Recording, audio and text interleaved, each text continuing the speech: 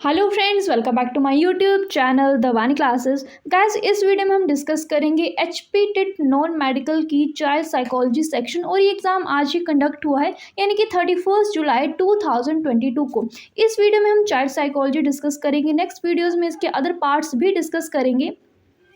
और मैंने कोशिश की है कि मैं सभी क्वेश्चंस के सही आंसर आपके लिए लेकर आऊँ। अगर आपको लगता है फिर भी किसी क्वेश्चन का आंसर गलत है तो आप उसको कमेंट करके बता सकते हो। फिर जिसका आंसर सही होगा उस आंसर को हम पिन भी कर देंगे बाद में। और जिन भी लर्नर्स ने मुझे अपना क्वेश्चन पेपर सेंड किया है उनका बहुत बहुत धन्यवाद। तो अभी शुरू करते हैं हमारे फर्स्ट क्वेश्चन से। ये हमारे पास है सीरीज भी। आपके पास जो भी सीरीज होगी आप उनसे क्वेश्चंस को मैच कर लेना। क्वेश्चन थोड़े आगे पीछे हो सकते हैं बट क्वेश्चंस वही रहेंगे, ठीक है। तो फर्स्ट क्वेश्चन है, according to Fitts the phase of skill learning includes. Fitts के अनुसार कौशल अर्जन का चरण है कॉग्निटिव, ऑटोनोमस, एसोसिएटिव या फिर D all of the above. So fits ने इन तीनों फेजेस ऑफ स्किल के बारे में बात की थी, तो ऑप्शन डी होगा राइट आंसर, यानी कि all of the above. Next question है, dash work with person who suffer from motivational and emotional problems. यानी कि कौन सा साइकोलॉजिस्ट है वो ऐसे पर्सन्स के साथ काम करता है जो मोटिवेशन और इमोशनल प्रॉब्लम्स से जूझ रहे होते हैं, ठीक है। Counselling psychologist, clinical psychologist, community psychologist या फिर कॉग्निटिव साइकोलॉजिस्ट। तो ये होते हैं काउंसलिंग साइकोलॉजिस्ट, ठीक है, जो परामर्शदाता मनोवैज्ञानिक होते हैं वो। नेक्स्ट क्वेश्चन है, the creative potential can be improved by. सृजनात्मक क्षमता को किसके द्वारा सुधारा जा सकता है? प्रॉपर ट्रेनिंग, कॉम्पिटिशन, एक्टिविटीज या फिर पनिशमेंट, ठीक है। सो क्रिएटिव पोटेंशियल को ज़्यादा इम्प्रूव किया जा सकता है प्रॉपर ट्रेनिंग के थ्रू, सही प्रशिक्षण के द्वारा। Who was the founder of behaviourism. व्यवहारवाद के संस्थापक कौन थे? बहुत ही ईजी क्वेश्चन, हमने डिस्कस भी किया था। वुंट, जेम्स, थॉर्नडाइक या फिर डी वॉटसन। तो ये थे वॉटसन, ठीक है। फादर ऑफ बिहेवियरिज्म भी कहा जाता है इन्हें, वॉटसन को।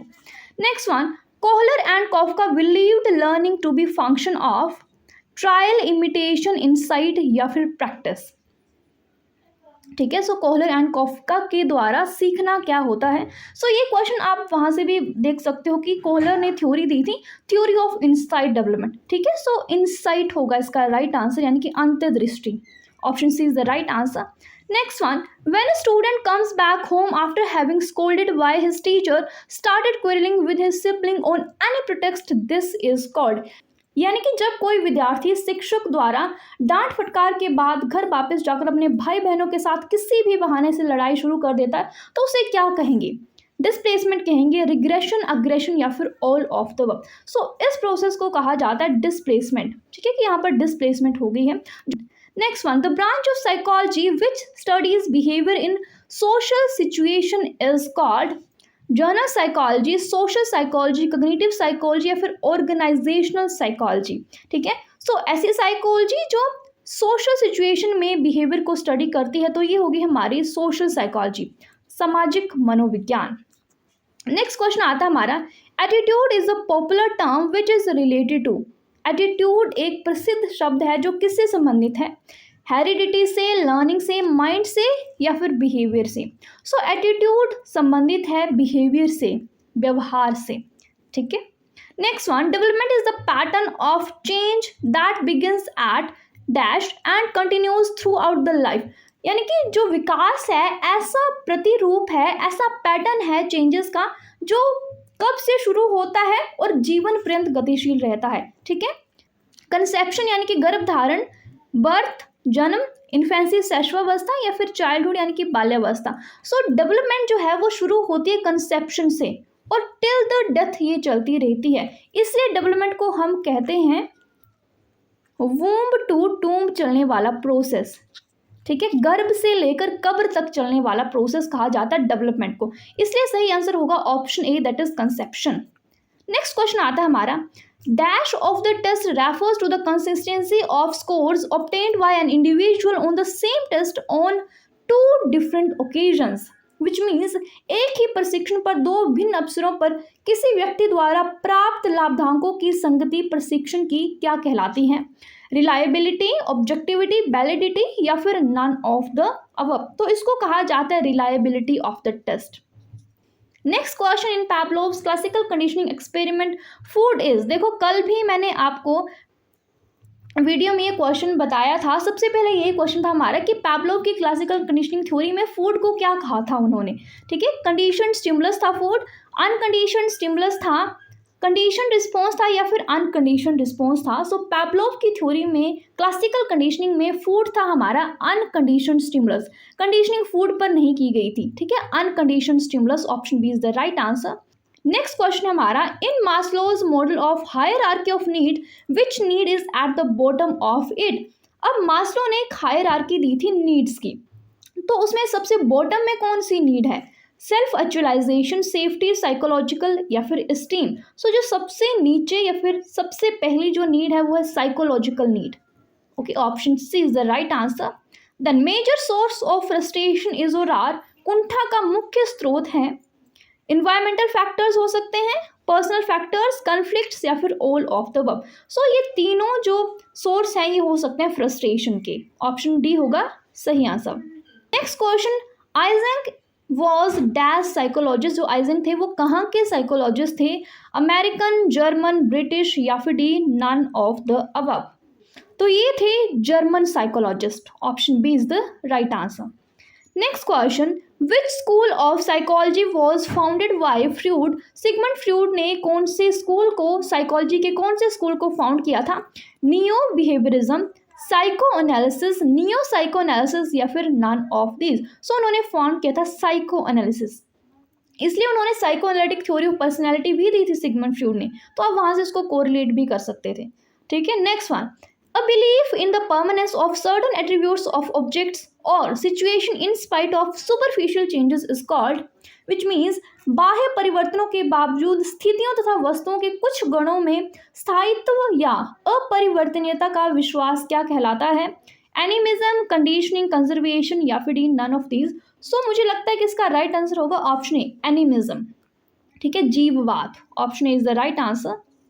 Next one, Howard Gardner theory of intelligence is known as. बहुत बार मैंने आपको एक क्वेश्चन करवाया था कि हॉवर्ड गार्डनर ने कौन सी थ्योरी दी थी, ठीक है। तो वो थ्योरी थी हमारी थ्योरी ऑफ मल्टीपल इंटेलिजेंस, इसमें उन्होंने 8 टाइप्स इंटेलिजेंस के दिए थे। कल भी हमने क्वेश्चन डिस्कस किया था। Next question, encoding is the process of. Encoding किसका प्रोसेस है? फॉरगेटिंग, मोटिवेटिंग, मेमोरी या फिर इमोशन। तो ये है मेमोरी का प्रोसेस, प्रीवियस ईयर पेपर में से क्वेश्चन आया है ये। Next one, withdrawal into oneself is a developmental disorder which is known as. स्वयं में सिमट जाना एक विकासात्मक व्याधि है जिसे क्या कहते हैं? Anti social behaviour, autism, mental retardation या फिर D none of these. So mental retardation तो ये होगा नहीं। सो इसका राइट आंसर हो सकता है option B, that is autism, स्वलीनता, ठीक है। Next one, dash similarity is an important determinant of liking, facial attitude, physical या फिर D all of the above. तो इस क्वेश्चन का राइट आंसर एटीट्यूड भी हो सकता है और ऑल ऑफ द अबव भी हो सकता है। तो ये कंफर्म तो ऑफिशियल आंसर की से ही होगा, बट अभी मुझे लगता है कि इसका आंसर एटीट्यूड हो सकता है, ठीक है। अगर आपको लगता है कि कोई और आंसर है तो आप कमेंट कर दीजिएगा।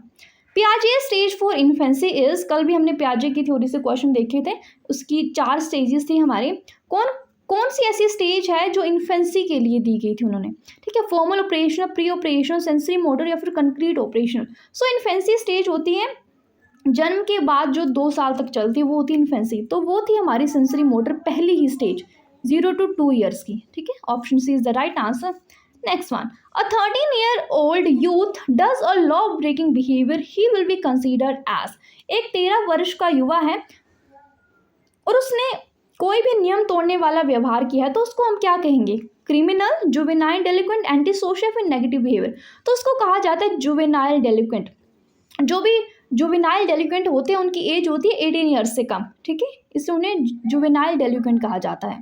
Next one, knowledge of result is the same as motivation, reinforcement, learning या फिर D none of these. So I think इसका राइट आंसर होगा ऑप्शन बी, रीइंफोर्समेंट, ठीक है। Next one, systematic observation method is similar to clinical method, interview method, experimental method या फिर D group method.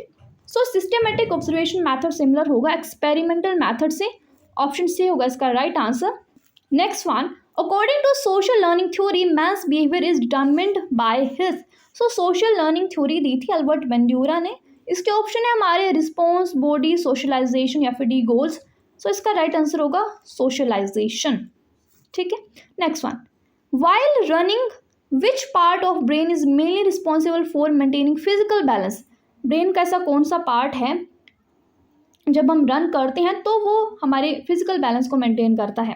Large brain, cerebellum, thalamus या फिर medulla oblongata, तो ये है हमारा cerebellum. Okay, next one. RB Cattell made a personality test which is known as TAT, वैट, 16PF या फिर MPI। सो आरबी कैटल ने पर्सनैलिटी टेस्ट किया था 16PF test. Next question, operant conditioning is associated with Thorndike, Skinner, Hull या फिर Miller. So operant conditioning theory दी थी BF स्किनर ने। ठीक है, next one. Creative people tend to think in a which manner, ये भी क्वेश्चन हमने किया था कि सोचते हैं कन्वर्जेंट, डाइवर्जेंट, पॉजिटिव, नेगेटिव, तो ये होगा डाइवर्जेंट। अब सारी चिंतन। Last question, which among the following is और आर सेंसरी चैनल, कौन से सेंसरी चैनल हैं? विजन, हियरिंग, टच या फिर ऑल ऑफ दीज, तो ये तीनों ही सेंसरी चैनल हैं। ऑप्शन डी होगा हमारा राइट आंसर। सो गाइज, इस वीडियो में बस इतना ही। अगर कोई क्वेश्चन मैंने गलत बताया है किसी का आंसर तो आप कमेंट करके बता सकते हो, और आप ये भी कमेंट कर सकते हो कि आपके 30 में से कितने क्वेश्चन सही हो रहे हैं और आपका पेपर कैसा हुआ। Okay, so thank you so much for watching, bye bye.